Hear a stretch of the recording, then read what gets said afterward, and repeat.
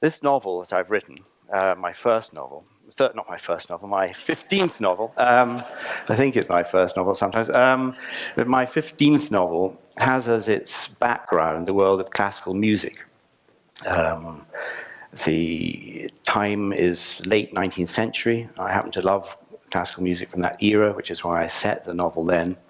But there's a problem when you write about music in a novel.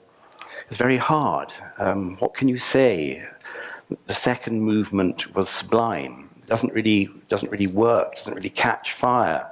So you need a kind of portal into that world, it seemed to me.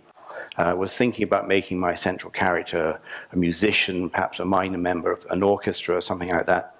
But eventually I was sitting in a club and I saw a man tuning a grand piano, and I suddenly thought, for some reason, why doesn't my guy be a piano tuner?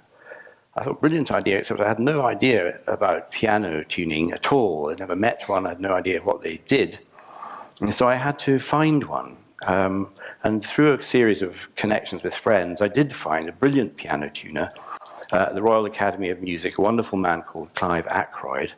And Clive, I think, was so stunned that anybody wanted to write a novel about a piano tuner that he told me all his secrets, well, almost all his secrets, and allowed me to pick his brains mercilessly.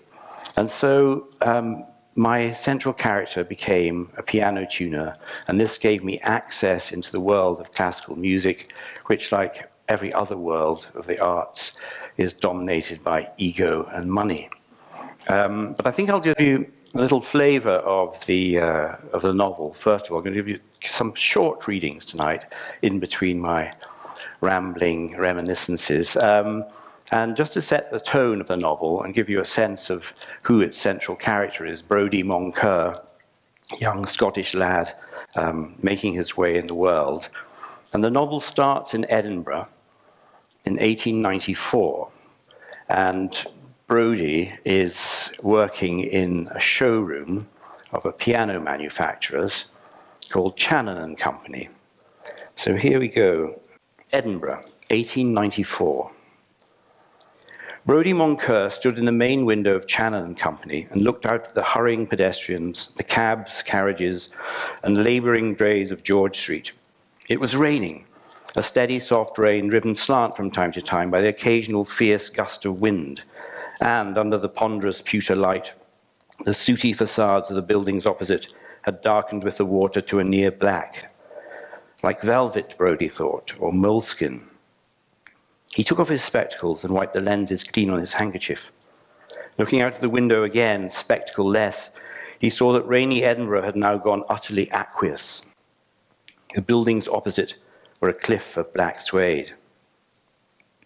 He replaced his spectacles, hooking the wire sides behind his ears, and the world returned to normal. He slipped his watch from his waistcoat pocket. Nearly 9 o'clock, better start. He opened up the glossy new grand piano that was on the display dais, propping up the curved lid with its inlaid mirror, only for display purposes, his idea. Better to present the intricate machinery, the action inside a Channon Grand.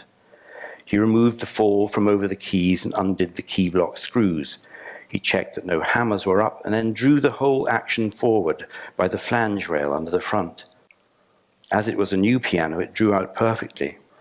Already a passer-by had stopped and was peering in. Drawing out the action always compelled attention.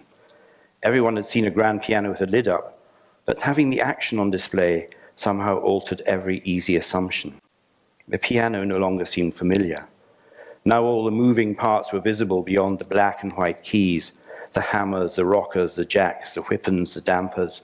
Its innards were exposed like a clock with its back off, or a railway engine dismantled in a repair shed.